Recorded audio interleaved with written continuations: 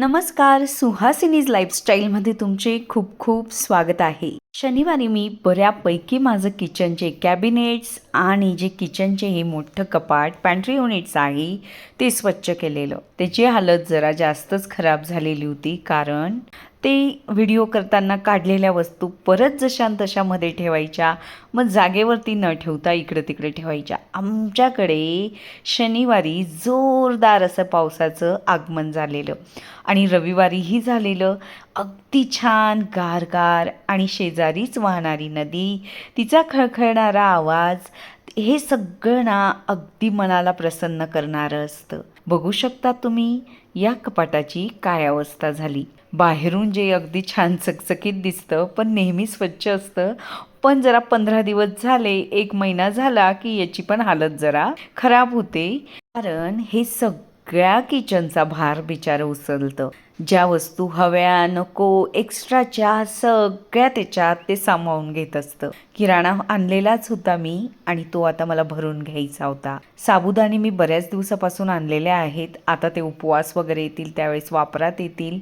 साबुदाणे चकल्या करण्यासाठी आणले होते, पण चकल्या तर काही झाल्याच नाही. मग आता असेच वापरून घ्यावे लागतील मुलींना टिफिनमध्ये किंवा काही उपवास असला तेव्हा. बरणी भरताना मला अचानक आठवलं की आपण थालीपीठची भाजणी करूया की पराठ्यांमध्ये किंवा संध्याकाळचं नॉर्मल अगदी साधंसुधं जेवण बनवण्यासाठी ते म्हणजे भाज्या टाकल्या की एकदम मस्तच उपयोगी पडेल. म्हणून मग मी वाटीभर साबुदाणे बाजूला काढून घेतले. कुरडया त्या पण अगदी समोर एक्झॅक्टली दिसाव्यात, भाजी करता यावी म्हणून मग मी या काचेची बरणी खालीच होती तर तिच्यात भरून दिले आणि ज्या एक्स्ट्राच्या होत्या त्या स्टीलच्या डब्यामध्ये भरून दिल्या. आमची जळगावकडची कुरडई छोटी असते, नाशिक नगरची कुरडई खूप मोठी असते, म्हणजे याच्यात तिप्पट चौपट असते. मी पण माझ्या आजूबाजूला जे लोक करतात त्यांचीच बघते, कारण की इथला साचा जो असतो तोही खूप मोठा असतो. विदर्भात ही छोटीच करतात आणि मला वाटतं लातूर वगैरे त्या साईडला मराठवाडा तिकडेही अगदी छोटी, म्हणजे अगदी जशी आमची असते तशी. नंतर ना ह्या तांदूळ आणलेला होता मी इंद्रायणी. मग मला वाटलं हे जे स्टिकर आहे ना ज्या डब्यात भरते त्याला चिपकवू, पण ते काही निघालं नाही, ते शेवटी फाटून गेलेलं. मी धुळ्याला असायची, मुंबईला असायची ना, आणि ज्या वेळेस नाशिकलाही आली आमच्या मळ्यालाही फार छान तांदूळ मिळतो, म्हणजे सगळंच धान्य फार छान मिळतं आणि विशेष म्हणजे कमी किमतीत मिळतं. आता आमचं जास्त जाणं होत नाही, नाहीतर मी ना माझ्या आईकडूनच बऱ्यापैकी किराणा मला यायचा आणि मी त्यावेळेस तर आमच्याकडे कार पण नव्हती, ओढत ताणत बसने आणायची. मिस्टरांसोबत जर घेतलं अशा वस्तू, मला तांदूळ कालीमूच तिकडच्या मळ्याचे फार आवडायचे, तर मला इतकं रागवणं भेटायचं. एकदा तर माझ्या मिस्टरांनी धुळ्याच्या बसस्टँडलाच घोणी तांदूळची सोडून दिली होती, कारण की ती माझ्याकडूनही पकडली जात नव्हती आणि बस चालली होती. तर अशा काही आठवणी असतात कडू गोड. मग ती गोणी मी परत ओढत ताणत नेली. त्यांनी मला रागवलं की कशाला घेते, आपल्या गावाला काही मिळत नाही काय या सगळ्या वस्तू. त्यानंतर मी जरा धडा घेतला होता आणि मी वस्तू कमी आणायचं केलं होतं.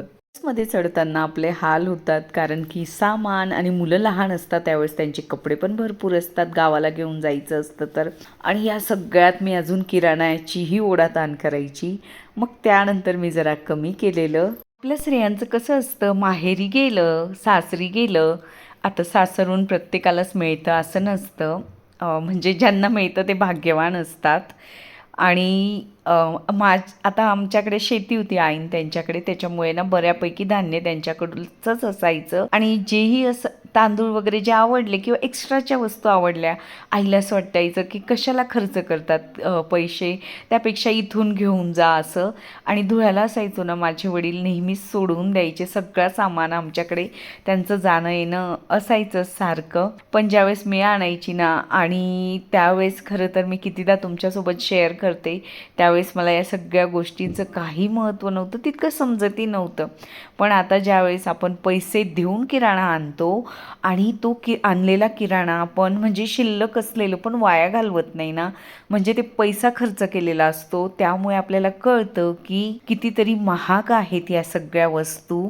मोजून मापून वापरायला सुरुवात करतो आणि इथेच खरं तर आपल्या संसाराची सुरुवात होत असते. सुरुवातीला बऱ्यापैकी आपल्याला कळत नसतं की काय वापरावं, किती वापरावं, प्रमाण पण ठरलेलं नसतं.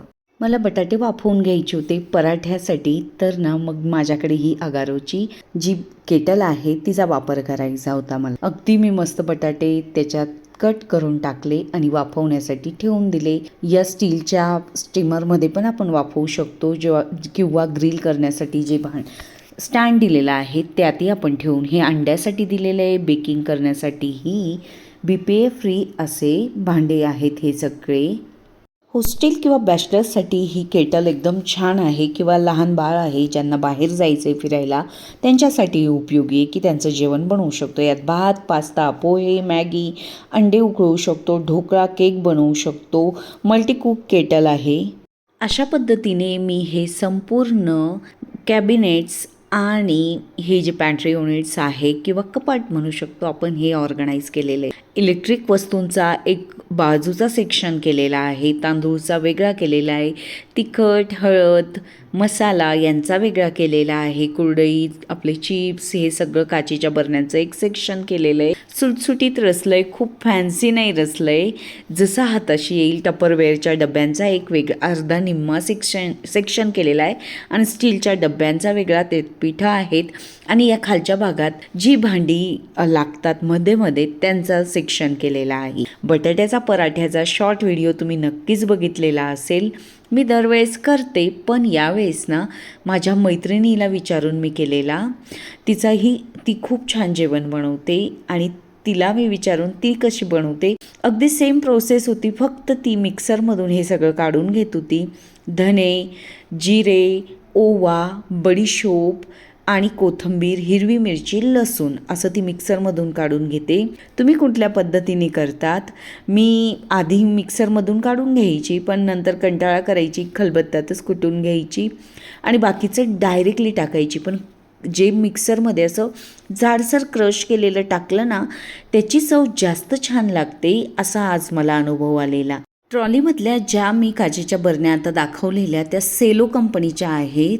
मला ना मागच्या व्हिडिओमध्ये कमेंट्स आलेली होती आणि त्याच्यात किती मावतं, तर मला अंदाजे असं वाटतं जी मोठी आहे ना तिच्यात 100 ग्रॅम आणि छोटीमध्ये 50 ग्रॅम किंवा 150 ग्रॅम जास्तीत जास्त मोठीमध्ये की कॅपॅसिटी आहे त्यांची. हे सगळं मिश्रण मी रवाळच म्हणजे दळलं होतं आणि मला एका व्हिडिओमध्ये ना कमेंट्स केली होती एका ताईंनी की आपला काटेरी चमच्याने हे बटाटे असे मिक्स करायचे, म्हणजे प्रेस करायचं की जेणेकरून ते खूप छान असे मिक्स होतात, एकजीव होतात, बारीक होतात. माझ्या तोंडाला छाले आल्यामुळे ना जीभ खूप अशी वळते माझी. आणि मग फोडणी तेलामध्ये करून घेतली, मिक्स केलं, छान वाफ घेतली आणि बाजूलाच कणिक मळून घेतली. जरा अर्धा तास तिला रेस्ट करण्यासाठी ठेवले आणि असे छान असे मस्त मऊसूद असे पराठे केले. ताई कामाला आल्या होत्या, त्यांच्याशी गप्पा मारताना मस्तच असे पराठे केलेले. दोघांचे आम्ही ताटं तयार केलेले, तिळच्या चटणीसोबत आम्ही खाल्लेले. आणि कोणी आपल्याशी बोलायला असलं ना तर अगदी वेळ कसा जातो ना समजतच नाही. हसत खेळत आणि ज्या आपल्याकडे कामाला येतात त्यांच्याशी आपली मैत्रीच होऊन जाते एक प्रकारची. सगळ्या गोष्टी आपण शेअर करत असतो, अख्ख्या बिल्डिंगच्या गोष्टी आपल्यापर्यंत पोहोचत असतात. हे जनरल आहे किंवा गल्लीत राहणाऱ्या लोकांचं, गल्लीतलं सगळं कुणाकडे काय काय झालं म्हणजे वाईट हेतूने कोणी सांगत नसतं किंवा गंमत म्हणून एक छान असं. तसे आमच्या इथले लोक खूप छान आहेत आणि ह्या ज्या ताई आहेत त्या पण खूप अशा परिपक्व आहेत, कधी कुणाबद्दल वाईट बोलत नाही आणि त्यांचं म्हणजे सांगत पण नाही. कोणी कुणाला वाईट जरी बोललं असेल तरी काही म्हणत नाही, पण खूप गमती जमती करतात. खूप कॉमेडी आहेत त्या. नक्कीच मी एक व्हिडिओ त्यांच्यासोबत कॉमेडी असा करणार आहे. किचन चिमणीच्या बाजूचे जे कॅबिनेट्स आहेत ना तेही मी नवीन रचलेले होते. मी तुम्हाला ते दाखवणार नव्हती, मला तुमच्यासोबत शेअर केल्याशिवाय चैन पडेना. छान असं अगदी मी ना स्वच्छ करून घेतलेले होते कॅबिनेट्स आणि पितळी भांडे या कॅबिनेट्समध्ये ठेवले होते चिमणीच्या बाजूला, की जेणेकरून इथे हात कमी लागतो आणि पितळी भांडी खराब होणार नाही. आणि ही बाजूचं जे कॅबिनेट्स आहेत तेही डेली वापरणाऱ्या कढई, पातेलं ठेवलेलं होतं तेही पितळीच. ठेवून देण्यापेक्षा वापरात येतील असं करून म्हणून मी समोरच ठेवलेलं. आणि ही ट्रॉली ही पण मी छोट्या बरण्यांनी ऑर्गनाईज केलेली. बऱ्यापैकी ट्रॉल्या मी ऑर्गनाईज केलेल्या. ते चेंजेस मी तुमच्यासोबत शेअर केले नव्हते, कारण की मला ना सतत बदल करायला खूप आवडतं. मग थोडंसं आवरलं की थोडंफार इकडे तिकडे केलं की असं आपलं किचन आपल्यालाच जणू नवीन वाटायला लागतं आणि प्रसन्न वाटतं. हे माझं मत आहे. तुम्हाला वाटेल काय सारखं इकडचं तिकडं तिकडचं इकडं करते, पण हे छोटे छोटे बदल ना खरंच सुकावणारे असतात. मला असं वाटतं अगदी खूप छान वाटतं. छान अशी फुलं आलेली, पाऊस पडल्यामुळे ना झाडं अजूनच हिरवीगार झालेली. चला परत भेटूया नवीन व्हिडिओसोबत. Bye bye.